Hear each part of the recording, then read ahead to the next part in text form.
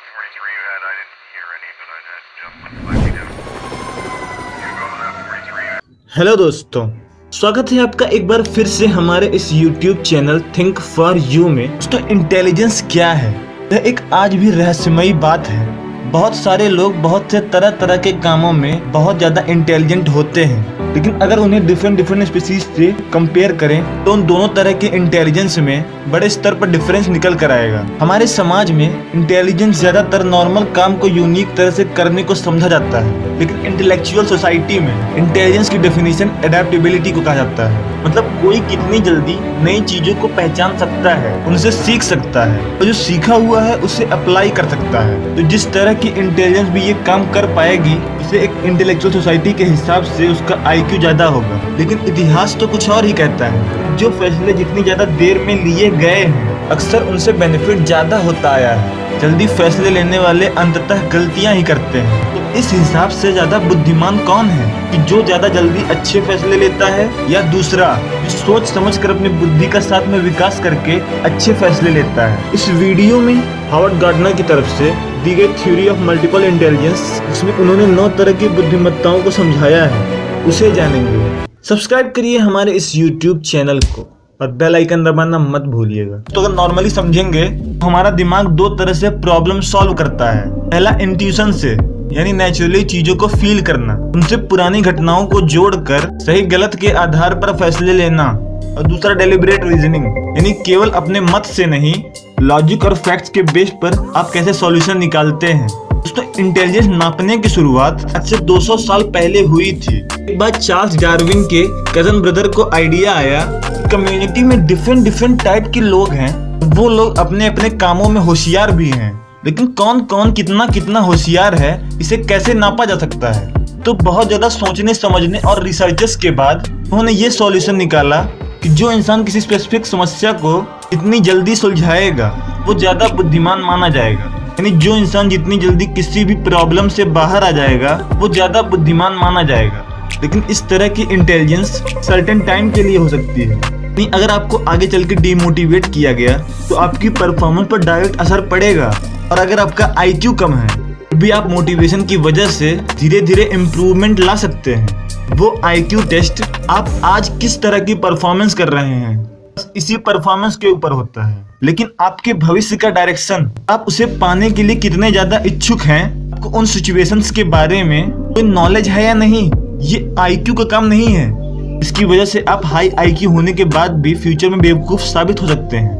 कि long term में intelligent रहने के लिए भी आपको उस तरह से दिमाग लगाना पड़ेगा। उन सारी अलग अलग तरह की इंटेलिजेंस को हावर्ड गार्डनर ने अपनी बुक फ्रेम्स ऑफ माइंड में थ्योरी ऑफ मल्टीपल इंटेलिजेंस को समझाती है कि कैसे लोग डिफरेंट एरियाज में इंटेलिजेंट होते हैं। इसमें हावर्ड ने 9 तरह की इंटेलिजेंस को दिखाया है। पहला, नेचुरलिस्ट इंटेलिजेंट। दोस्तों, कुछ लोग नेचर से बहुत ही तह तक जुड़े होते हैं और नेचर को समझ कर अपने लिए और अपने परिवार के लिए, अपने समाज के लिए फैसले लेते हैं। इसमें बहुत से भूविज्ञानी, साइंटिस्ट, एनवायरमेंटलिस्ट को भी आप नेचुरलिस्ट इंटेलिजेंस में शामिल कर सकते हैं। चार्ल्स डार्विन इसमें सबसे बड़े एग्जाम्पल में से शामिल हैं, जो नेचर के डिफरेंट पैटर्न को समझकर, पुराने स्टडीज को समझकर, सालों तक रिसर्च करके थ्योरी ऑफ एवोल्यूशन जैसी महान थ्योरी को दुनिया के सामने रखा है। साइमल्टेनियसली आप उन हंटर गैदरर, फार्मर्स को भी इस इंटेलिजेंस की थ्योरी में रख सकते हैं, जो नेचर को देखकर, नेचर से ही सीख कर अपना परिवार बचाते आए हैं।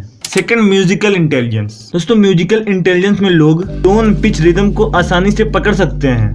म्यूजिकली इंटेलिजेंट लोग नया म्यूजिक पहचान सकते हैं, नया म्यूजिक बना सकते हैं और उसमें एक बेहतरीन एहसास भर सकते हैं, जो हम कंपोजर, कंडक्टर, म्यूजिशियन, वोकलिस्ट और सेंसिटिव लिसनर में देखते हैं। दोस्तों, सेंसिटिव लिसनर वो छोटी बातें भी समझ लेते हैं, जो किसी म्यूजिक में ऐड या रिमूव करने से उस म्यूजिक का रूप ही बदलने लग जाता है। यहाँ पर म्यूजिक में और इमोशन में एक प्रभावशाली कनेक्शन होता है।